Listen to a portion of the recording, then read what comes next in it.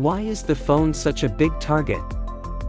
Because it holds banking, messages, photos, identity, and access to your accounts. If someone controls your phone, they can reset other accounts, intercept codes, and lock you out. What's the goal of this lesson? A strong baseline, safe lock screen, updated system, clean apps, control permissions, backups, and an anti-theft plan. Are updates really that important? Yes, updates patch real vulnerabilities that attackers already know. Delaying updates keeps you exposed.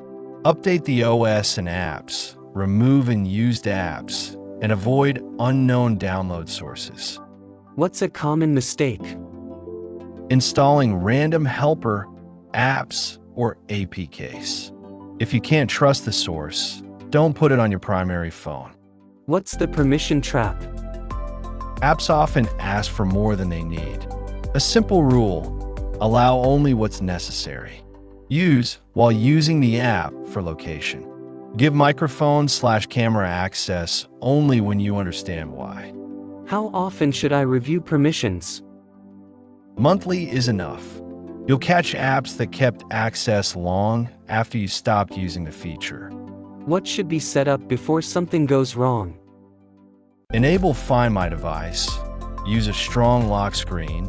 PIN is better than a simple pattern.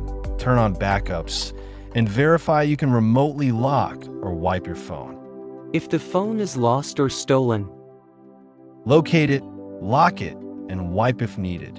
Then change passwords for key accounts, especially email and payments.